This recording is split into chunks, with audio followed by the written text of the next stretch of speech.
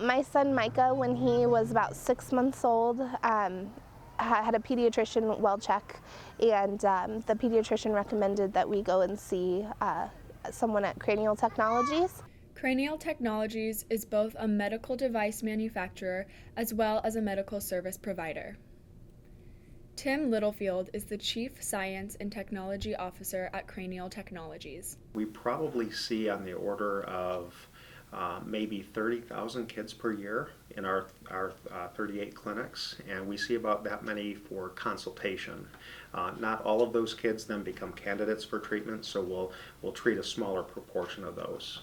He was having some asymmetry to where it would have started to affect his eyes and his ears, that if he would have ever needed to wear glasses, his glasses would have been lopsided, or helmets for sports. He would have had difficulty fitting into things. What we do is we specialize in treating children with abnormal head shape. Micah ended up needing the helmet because of plagiocephaly, and he basically was born with a very large head, and he got used to laying a certain way in his crib to where it developed a flat spot, and it kind of made it worse as he grew because his head would naturally roll in the direction where the flat spot was. DSI stands for Digital Surface Imaging, and that was a technology that we developed specifically for children with plagiocephaly.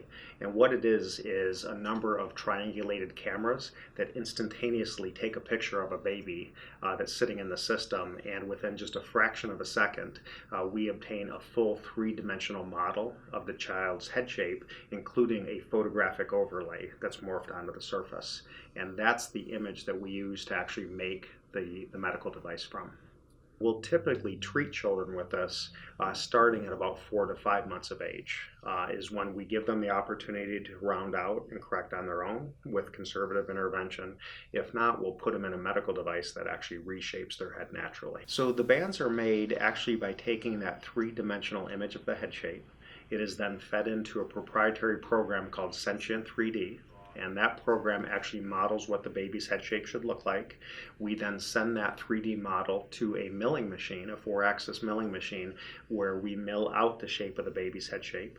We then vacuum form 2 different materials, the foam liner that comes into contact with the baby's head, and then the plastic that makes the outer shell. Once we have that model and it's cool, we actually send it to the next department, which we refer to as trim lines. And in the trim lines department, we have another proprietary program which models exactly what the shape of that product should be for the baby. And then what happens there is that we will then output that to a 5-axis mill, where we'll first draw the shape of the product, and then we'll cut out the shape using that same 5-axis mill. The machine holding the head can move forward and back and side to side. Those are the X and Y axes, but it can also lift the head rotationally up and down and turn the head. Those are the A and B rotational axes. So that makes 4 axes, and the overhead drill moves up and down in the Z axis to provide 5 axes total. And then the final stage will be going into a finishing department, where the finishing team will actually put the soft edges on and make sure the device is in its final perfect shape before we ship it off. So this is all that we do for a living, is we fix babies' head shapes, period. So we're extremely happy that we went along with it. The results were pretty amazing.